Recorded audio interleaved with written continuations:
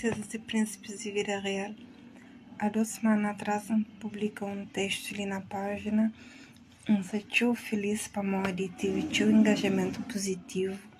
Nunca se esperava para isso, para morrer, ainda mais falando sobre saúde mental, que é um estigma não só na Cabo Verde, mas no mundo inteiro. Muito obrigada, gratidão de coração. Eu falo-nos um bocadinho sobre a minha vivência com bipolaridade.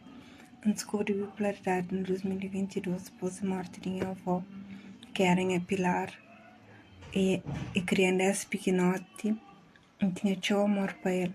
E depois eu tinha Alzheimer, então cuidava dele, minha mãe. Então agradeço a Deus de coração, por eu tive o privilégio de cuidar de minha avó, mora que ele cuida de mim. Por isso que ser morte e devastação imenso para dentro.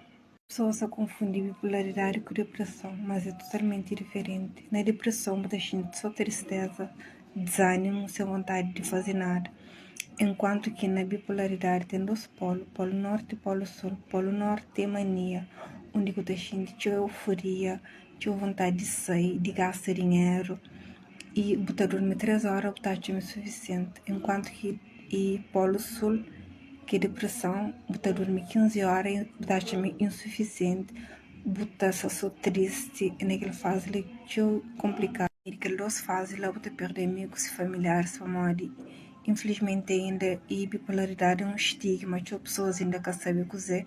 Está confundindo com depressão ou está achando uma opção na manhã, mas é que a manhã é uma doença e tem tratamento. Nos deixando feliz por um dia. O texto era longo, mas mesmo assim nos li fim e teve engajamento super positivo. E também ela fala sobre saúde mental, a bipolaridade, que é um tema que quase nunca hoje a pessoa está aborda, e com todo engajamento positivo fica tão feliz mesmo. Ali gratidão imenso no meu coração para agradecer minha mãe, que foi a maior rede de apoio, que graças a ela que hoje eu ali tenho depoimento, gratidão de coração. Eu fui minha enfermeira, minha doutora, levou um hospital e que desiste de mim. Gratidão à minha mãe, como mãe, mês e mãe, então aproveita para agradecer minha mãe e também para mandar um grande beijo a todo mães de Cabo Verde, não só que se dá cuida de seus filhos com depressão, bipolaridade ou qualquer outro tipo de doença. Nos continua, que Deus dá força para nos continuar. Tento agradecer a Deus que esteve comigo a todo momento. E Salmo 23, que foi minha maior âncora nos momentos de tristeza. Que é Salmo 23. Ainda que eu andasse pelo vale da sombra da morte, não temerei mal algum, porque o Senhor está comigo. O Senhor sempre estava comigo e sempre continua comigo.